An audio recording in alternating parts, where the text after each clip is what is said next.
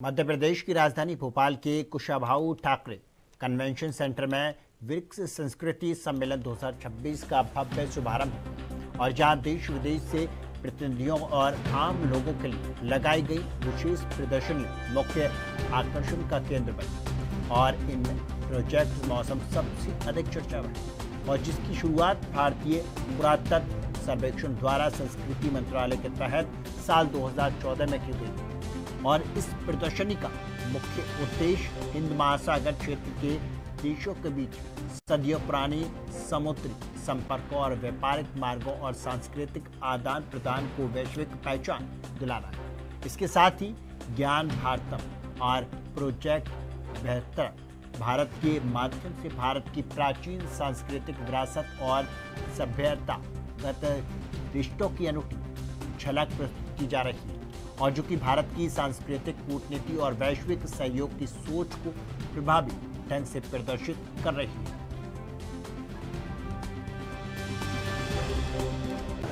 इस समय हम मौजूद हैं ब्रिक्स देशों के कल्चरल कॉन्फ्रेंस में और ये जो स्टॉल है यहाँ पर बृहत्तर भारत की थीम पर ये कंसेप्ट है और इसमें हम भारत की सांस्कृतिक साझेदारी को लेकर अंतर्राष्ट्रीय स्तर पर कैसे जाएंगे। हमारे साथ मौजूद हैं प्रतिष्ठा Bhatnagar, project associate, ministry of culture से। प्रतिष्ठा, क्या ये कंसेप्ट है और हम अंतर्राष्ट्रीय स्तर पर इसको कैसे लेके जाना चाहते हैं?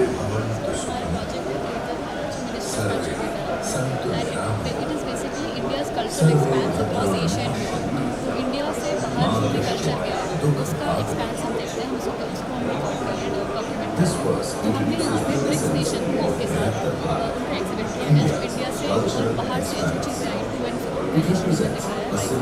तो कल्चर हमने थीम्स डिवाइड की 8 थीम्स में ये गैलरी डिवाइड की। फर्स्ट अर्ली लैंग्वेजेस से स्टार्ट करते हैं। तो अर्ली लैंग्वेजेस में हमने यहाँ पे डिपिक्ट किया समाजी चाइनीज।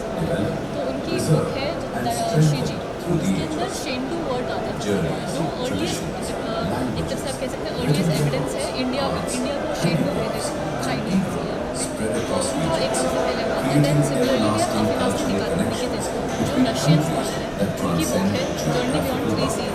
तो उन्होंने उसमें इंडिया का डिस्क्राइब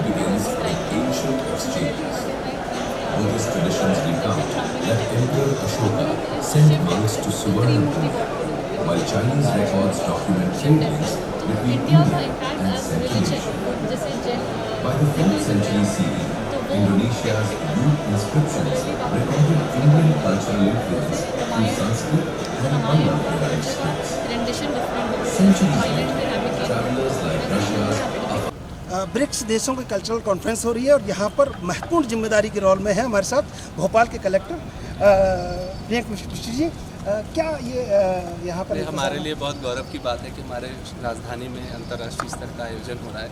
इसके साथ जो ब्रिक्स कल्चरल फेस्टिवल आयोजित किया जा रहा है कल और परसों शाम को 7 बजे। मेरा आग्रह है सभी भोपाल वासियों से कि आइए और उस कल्चरल फेस्टिवल का आनंद लीजिए। बहुत अच्छे उसमें प्रोग्राम्स हैं इन्हीं मित्र देशों के। संस्कृति मंत्री आ रहे हैं तो ये गौरवान्वित पल है भोपाल के लिए। बिल्कुल। और हम वैसे ही संस्कृति के क्षेत्र में हमारा शहर वैसे भी बहुत आगे, तो हमारे लिए तो और गौरव की बात है कि हमें इस प्रकार का कंसल्टेंट है आकृति प्रोजेक्ट मौसम की। इस प्रोजेक्ट मौसम का क्या मतलब है और इसके जरिए भारत अंतर्राष्ट्रीय स्तर पर क्या बताने जा रहा है? प्रोजेक्ट मौसम आर्कोलॉजिकल सर्वे ऑफ इंडिया का प्रोजेक्ट है। मिनिस्ट्री ऑफ कल्चर ने 2014 में लॉन्च किया था इस प्रोजेक्ट को वर्ल्ड हेरिटेज कमेटी मीटिंग के दौरान। और इस प्रोजेक्ट मौसम का नाम मौसम इसलिए रखा गया है क्योंकि मौसम जो मानसून विंड्स हैं उनका क्या रोल रहा है इंडियन ओशन के अंदर मैरीटाइम कनेक्टिविटी को इस्टेब्लिश करने के अंदर, उसके बारे में बात करते हैं।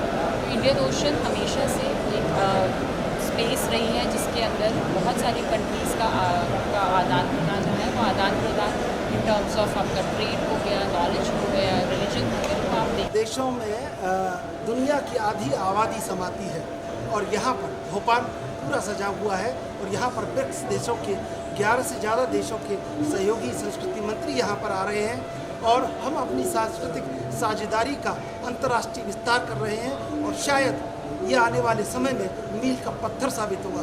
कैमरामैन जैद के साथ मैं चंद्रशेखर, ANB न्यूज, भोपाल।